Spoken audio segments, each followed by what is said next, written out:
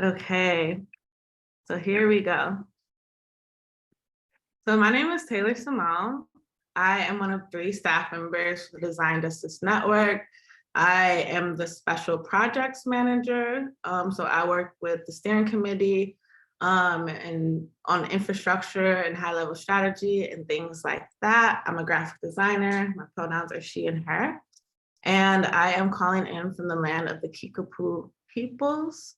So I mentioned I have 2 wonderful colleagues that I work with, one of those being Victoria Barnett.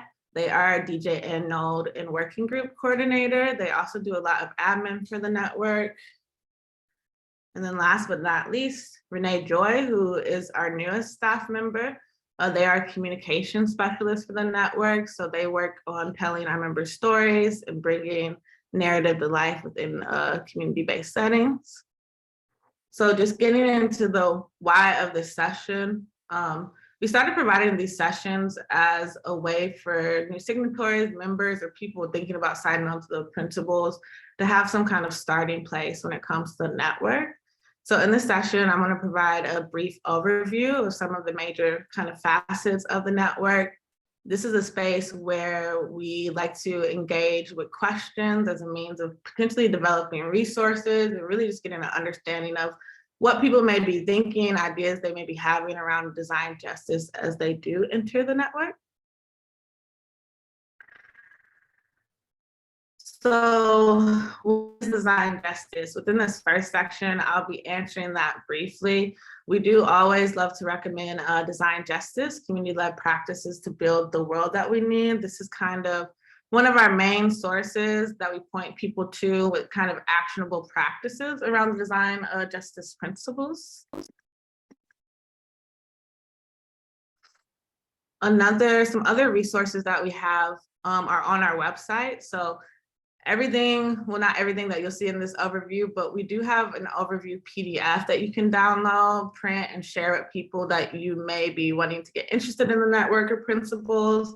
And then we also have a workshop and a visioning exercise that you can also use, and those can be found on our resource page. So when we're thinking about design justice as a framework, what we're really thinking about is how design, the things within design, objects, interfaces, the things we navigate all day, every day, how the distribution of benefits and burdens get played out within design processes. So design justice principles have been shaped by a lot of critical thought, and these are just some of the things that we've aligned ourselves with and that have poured into the principles. Something that we like to really highlight is just the Black feminist thought there, and there are links there for you to check it out.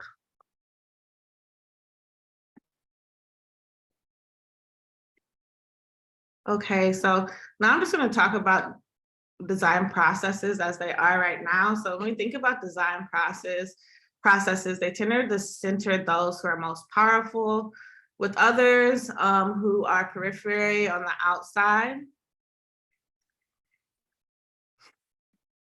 So when we're thinking about design justice, we're really looking at these fundamental questions of who was involved in the process, who benefited, and who was harmed.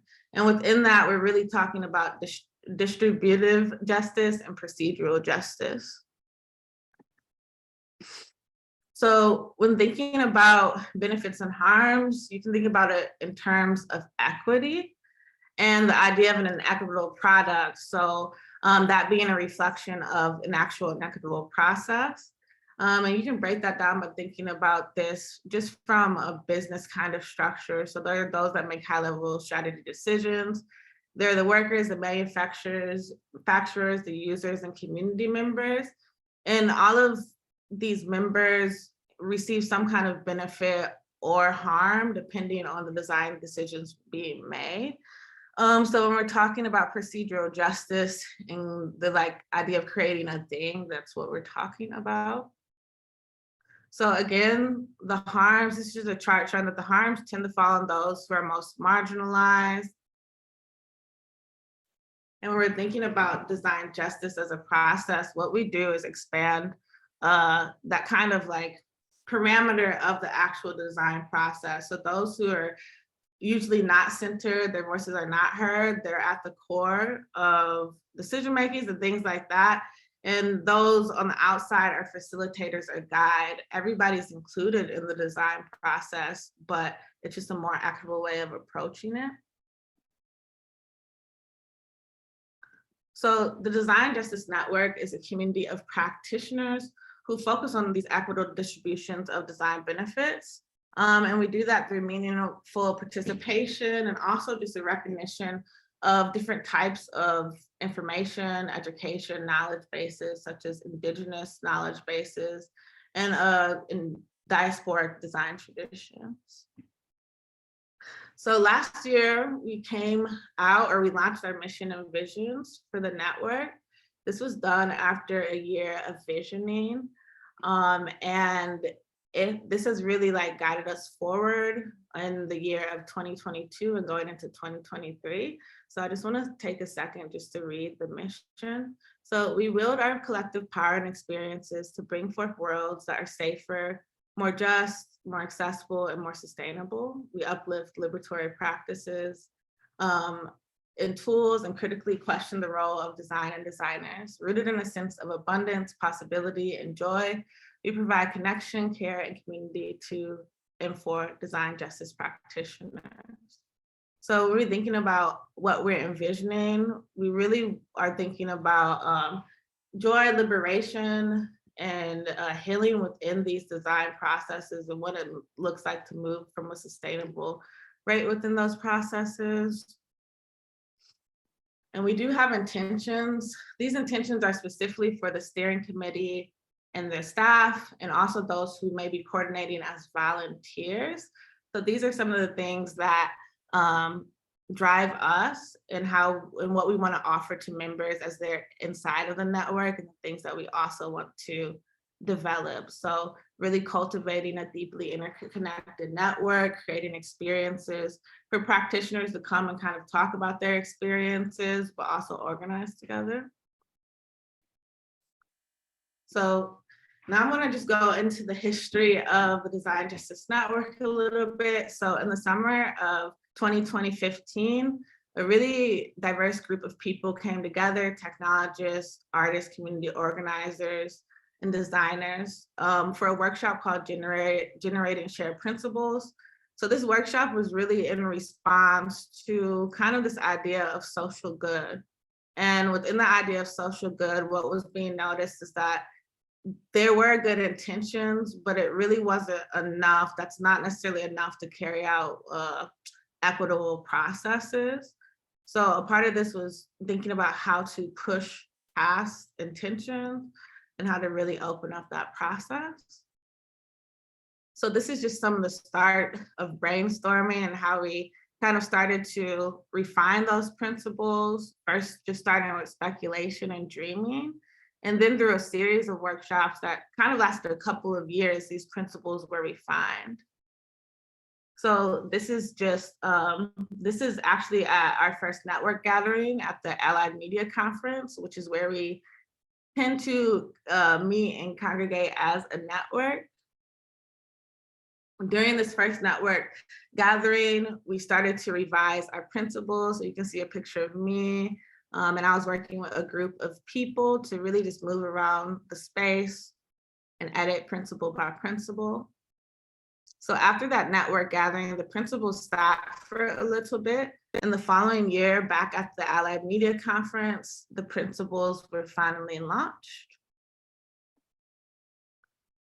And I just want to take this second to note that we do have free zines available on our website for download.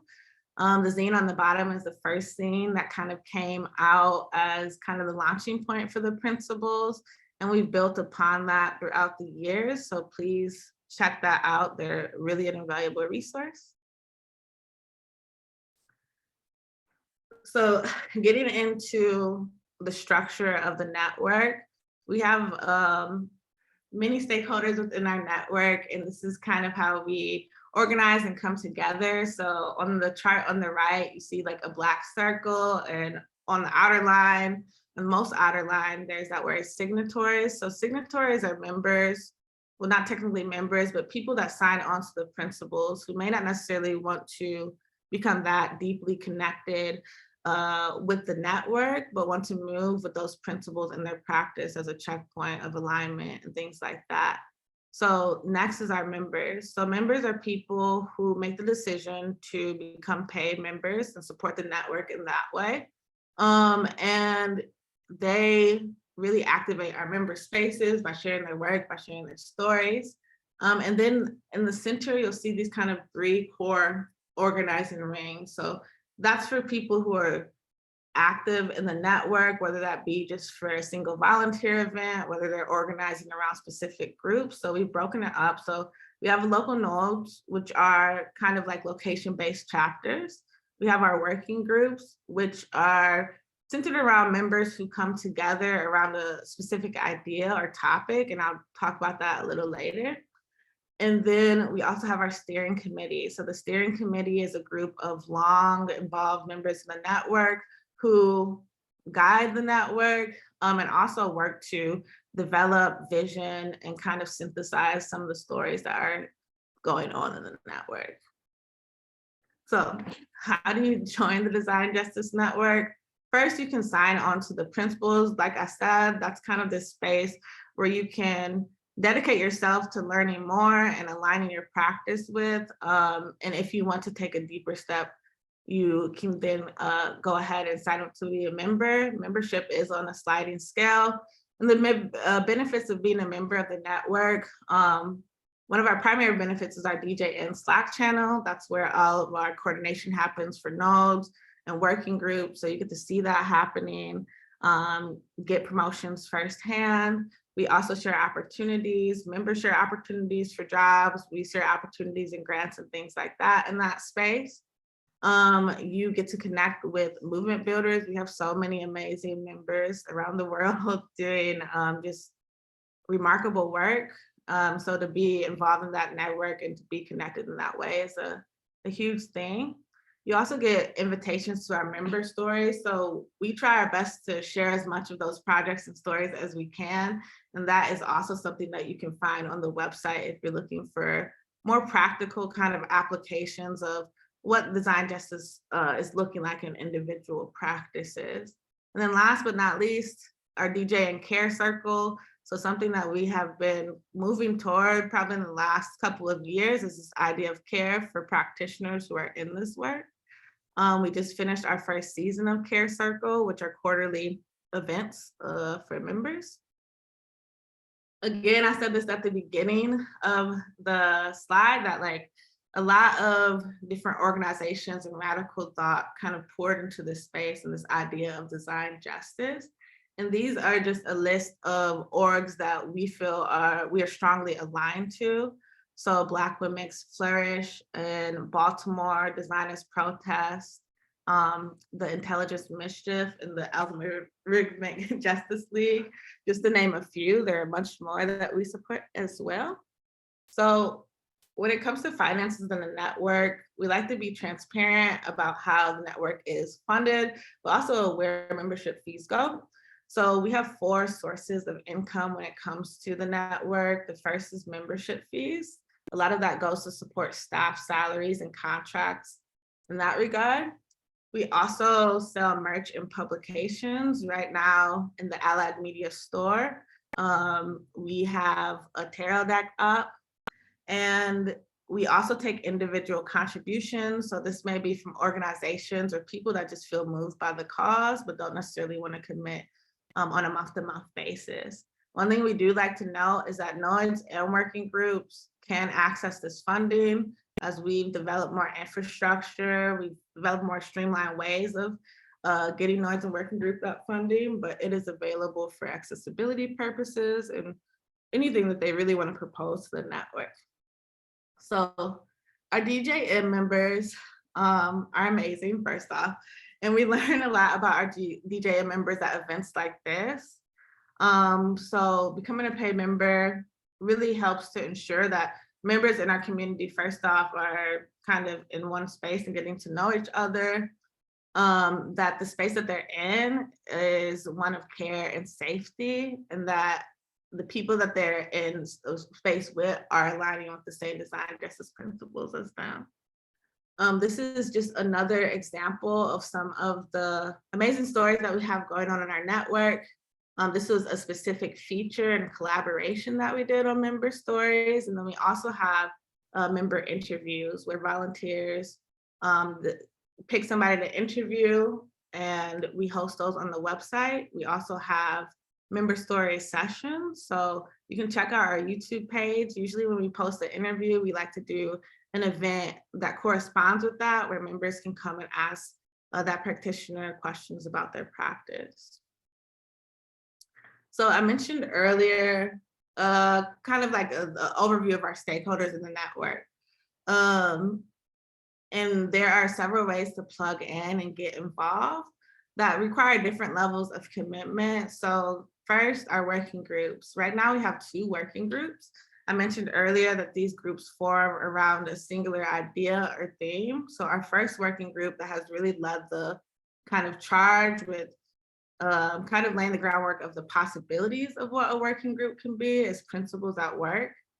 They explore the idea of design justice in a professionalized setting. So when you're having those frustrations or running up against certain things where you feel like there's a give and take, they really dive into how to apply design justice within those spaces and how to get through that. And there are many subgroups. So we have a STEAM subgroup, an assessment subgroup, a workshop subgroup within the Principles at Work group.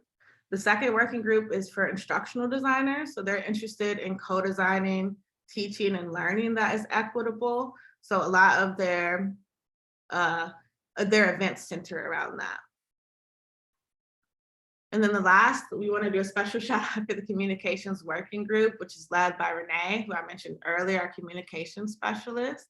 This working group is a little different. It's facilitated by one of the staff members, and what we do offer is in-kind membership for this working group, in turn for 1 to 2 hours a week. Usually people in this working group are developing content, they're activating the YouTube page, they're helping out with social media. And if you ever want to drop in to talk about like the network story, workshop design justice practices, or anything like that, we do have calm open lab hours. So you can always drop in on an interesting conversation, or if you have questions, you can always drop into there. The last thing to note about working groups is that a lot of their events are open to the public. There are some member-based events, but that's a great way to start learning about the design justice principles a little deeper. So one of the second ways we have to plug in is our local nodes. So facilitators within a certain locality come together to really work around what design justice looks like in their local context. A lot of times these are spaces for practitioners to come together and share stories. We do have resources online if you're interested in starting a local node, but you don't know anyone who may want to join up with you, please reach out because we can help with that. And we have a zine that kind of walks you through the steps. So if you're interested, please look out for that. Last thing I want to say is that we have nodes all over the world. So Hong Kong, Singapore, the Bay Area in California. So please check out our website for our current grouping of nodes that are active. And then the last way to get connected outside of attending those events as just like a public member is volunteering. So one of the things that has been really like invaluable to us as a network is our translation volunteers who translate our principles for us. And then we also have volunteers that write for DJN, so they do report backs, social content, and things like that. And we're always accepting other ideas. So when we're thinking about design justice and the network's impact, we list many things. So I'm just gonna highlight something. So for example, having organizations sign on to the principles, and really thinking about that at a level of organization where, yeah, they're aligning to those. Content creation around the principles, The principles have been cited in many papers. Design justice has been cited in many work. Projects that are coming out, not only from like the network staff, but our local members as well. We do have room for growth as a network. We are a grassroots network, and I think that's important to contextualize. We've been around for a while, but in the grand scheme of things, we're still really finding our way. So we're mostly volunteer run outside of the contractors for the network. People are distributed globally, so it's an international network. We do have new and evolving structures and decision-making processes. Our goals are always to align with democratic decision-making, and that's something that we continue to push towards as a network. And also just organizing and activating the principles. We do this in many ways, but there's always more room to think about like how that can happen. So now we are going to pause. I'm going to stop recording and we're going to open it up for questions and answers. I do have some instructions on that really quick.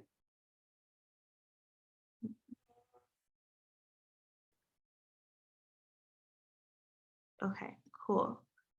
So for questions and feedback, what we like to do is use Rise Up because it allows you to type in questions anonymously. At the end, we may have some room to make space for like just audio-based questions if you would rather just kind of call over the line. But if you should be getting a link in the chat right now, you can go ahead and click that link.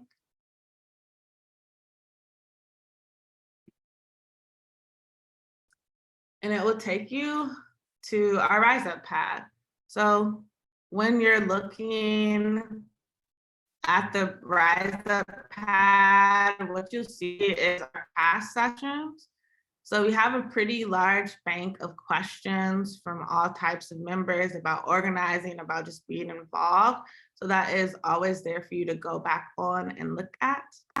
And right now, I think we can open it up for, we'll just play it by ear. Let's start with 5 minutes. And you can just start typing directly into the pad. You can also type into the chat if you want to. Last thing to mention is just that we do take ideas and feedback. It's awesome to always know how people are landing or thinking about design justice as they're entering, like what possibilities that they see for it. So please, please, please, if you have anything that like a sentiment that you even want to share, you can share it there. So yeah, I'll open that up for 5 minutes and then we can check in.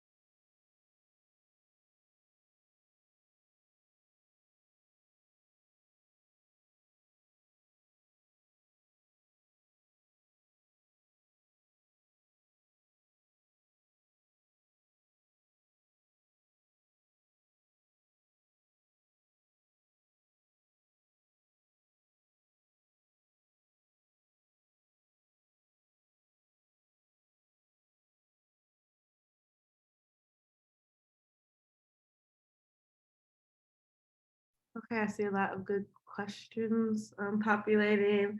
2 more minutes and then I'll jump in, but you can still keep adding questions as we open up the conversation.